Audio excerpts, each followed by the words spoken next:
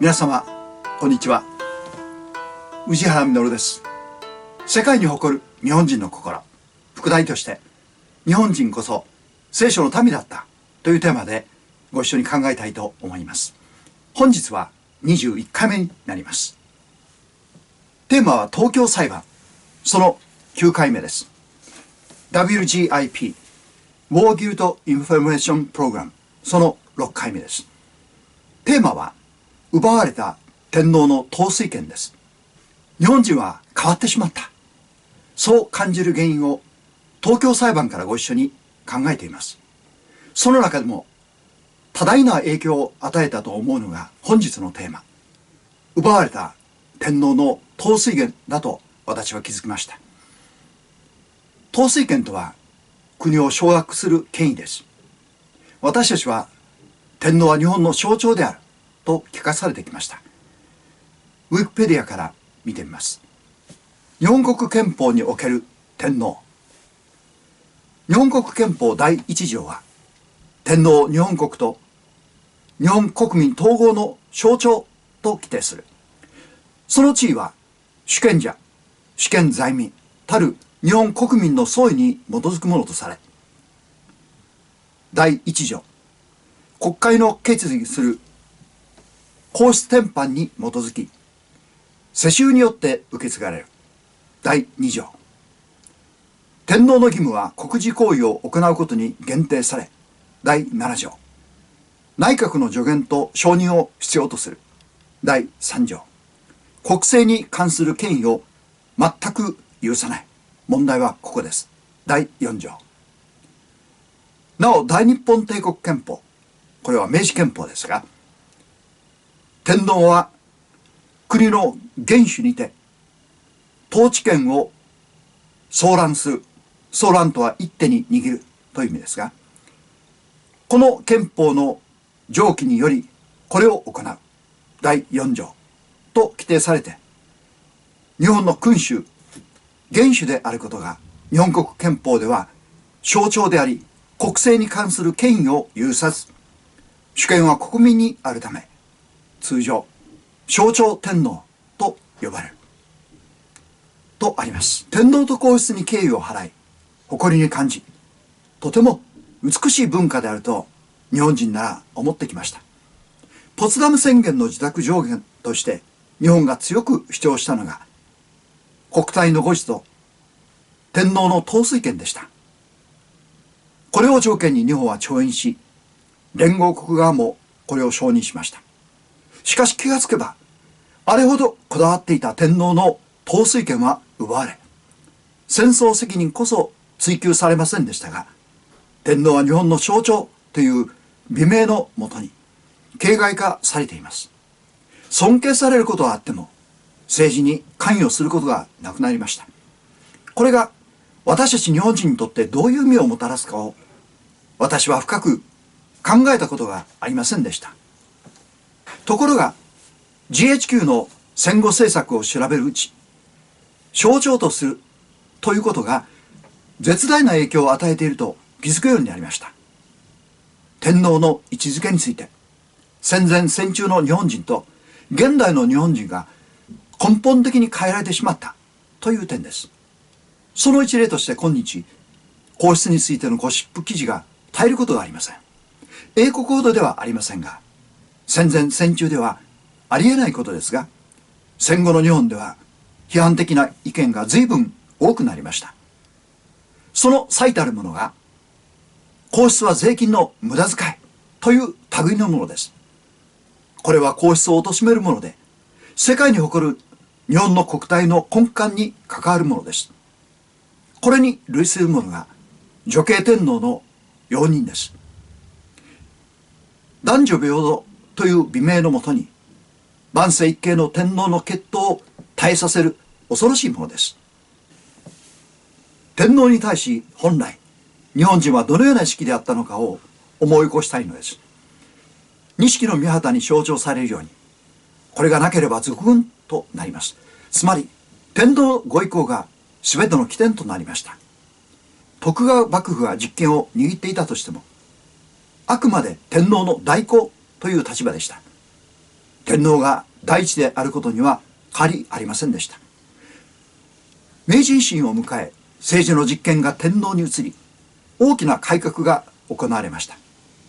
それは欧米諸国に見るような国王や大統領というものとは大きく異なります。天皇は全ての民の模範であり、また神代の時代からその命を受け、自らを戒め、常に公明正大、対極に立ってことを行うという大きな責任を負っていました。私の動画で世界に誇る天皇についてお話しさせていただきました。玉音放送、つまり終戦の御事のりは、日本国民を一つにし、敗戦を受け入れ、日本を新しく立て直すという希望に国民を一つにすることができるほどに、日本人の心と天皇とは一つでありました。これが日本の再建の原動力となりました。終戦の詔書、その抜粋です。第二に、この戦争の目的です。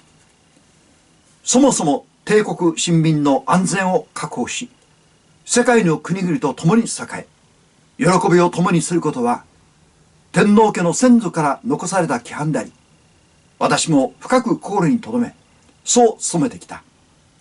先に米英2カ国に戦争を布告した理由もまた、帝国の自尊と東亜の安全を願ってのものであって、他国の主権を侵略したり、領土を侵したりするようなことは、もちろん私の意思ではない。この戦争が自衛の目的であり、他国を侵略する意図は全くない。アジアの平和を願ってのことであったと宣言されています。日本国民も大東亜戦争はアジアの解放という大義がありました。戦争には米国との国力の違いにより負けましたが、人罪、つまり私は悪かったという意識はなかったのです。GHQ が自虐士官を植え付けました。第5に、日本の将来への希望です。今後帝国の受けるであろう苦難は人流ではない。あなたたち臣民の本心は私はよく知っている。しかし私はこれからの運命について、耐え難きを耐え、忍び難きを忍んで、将来の万世のために太平の世を切り開こうと願っている。共に栄え、喜び、将来のために開いていこうではないか、という希望を示されました。ただ忍べというのではなく、将来のビジョンを示し、戦火に打ちひしがれた国民に目標と希望を与えられました。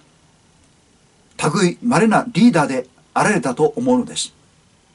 戦後すぐ、天皇は戦火に苦しむ日本国民を慰め励ます目的で、日本国中を慰問されました。国民は痛く感激し、勇気を得たのです。その天皇はマッカーサーの戦略により、統帥権を奪われ、象徴という形で収められ、やがて批判さえ甘んじて受ける立場へと変えられていきました。こうして国体の護持も骨抜きにされ崩壊していきました。これが GHQ の最も大きな成果です。日本人はなぜ変わってしまったのか。この問いに対する答えがここにあります。ここからは有馬哲夫氏の著書、日本人はなぜ自虐士官になったのかを引用させていただきます。人材心理に利用された天皇免責についてという項目です。GHQ は天皇戦争裁判から免責することをちらつかせながら、高級軍人や重臣たちに先の戦争について忍耐を促していたと言えます。つまり、天皇を助ける代わりにお前たちは罪を認めよという意味です。彼らが戦争責任を認めれば、その下にいた人たちもそれを否定することは難しくなります。戦争裁判などとんでもないと言っている彼らに当時そう言っていたわけです。裁判を受け入れさせる突破口が開けます。重臣及び日本軍幹部は天皇を救おうと進んで自らの戦争責任を認めました。これは狙い通りの結果でした。こうして GHQ は占領初期の心理戦において最も困難な目標だった日本側の高級軍人や重臣や官僚を任罪に導くことに成功しました。以上です。マッカーサーの戦後政策を私は改めて卑怯と非難します。これが GHQ の本質です。命に代えても守りたい。日本人のこの尊い心を利用して任罪の意識を植え付け、挙句の果てに国体も天皇の統帥権も奪い取る。ギャングのような血も涙もない残忍なやり方がキリスト教国といわれるアメリカのすることなのか。どちらの国家が神の前に正しいかは火を見るより明らかです。かつての日本人は天皇を心からお慕いしていました。その一人が東条英機でした。彼は全ての責任は私にあると天皇と日本軍を擁護しました。それほどに天皇のご人格に魅力があったのです。極悪非道と罵倒されても一切語るなかれという覚悟を残しました。まさに武士です。私たちはこのような人々の名誉を回復するという責任を負っています。私たちには忘れてはならない、どうしても語り継がなければならないことがあると思います。それは戦争の悲惨さだけではなく、日本人としての誇りではないでしょうか。世界に感動を与えた日本人の素晴らしさは尊敬される天皇でした。聖書の一節をご紹介いたします。映画10回を誰しも一度は目にしたことがあるでしょう。壮大なスケールの物語です。これを皆様が信じるか否かは別として、イスラエル建国の歴史として世界の多くの人々が信じています。エジプト帝国から300万のイスラエル人を導き出し、航海を前にしてエジプト人が追い迫ってきたのです。前は海、後ろは追い迫るエジプト軍です。民はモーセに迫り、ここで死なせるつもりかとつぶやきました。この時、指導者モーセの真価が試されたのです。パロ、エジプト王は近づいていた。それでイスラエル人が目を上げてみると、なんとエジプト人が彼らの後に迫っているではないか。イスラエル人は非常に恐れて主に向かって叫んだ。そしてモーセに言った。エジプトには墓がないので、あなたは私たちを連れてきて、この荒野で死なせるのですか。私たちをエジプトから連れ出したりして、一体何ということをしてくれたのです。それでモーセは民に言った。恐れてはいけない。しっかり立って今日、あなた方のために行われる主の救いを見なさい。あなた方は今日見るエジプト人をもはや永久に見ることはできない。主があなた方のために戦われる。あなた方は黙っていなければならない。主はモーセに仰せられた。なぜあなたは私に向かって叫ぶのか。イスラエル人に前進するように言え。あなたはあなたの杖を上げ、あなたの手を海の上に差し伸ばし、海を分けてイスラエル人が海の真ん中の乾いた地を進み行くようにせよ。イスラエル人は海の真ん中の乾いた地を歩き、水は彼らのために右と左で壁となったのである。こうして主はその日、イスラエルをエジプトの手から救われた。イスラエルは海辺に死んでいるエジプト人を見た。イスラエルは主がエジプトに行われたこの大いなる道からを見たので、民は主を恐れ、主とそのしもべモーセを信じた。旧約聖書出エジプト記12章の10節から31節です。世界最長の歴史を持つ万世一系の天皇家には特別な使命が与えられていると信じます。国難に幾度も接し、今日までこの国を導いてこられたのです。欧米植民地支配からも免れました。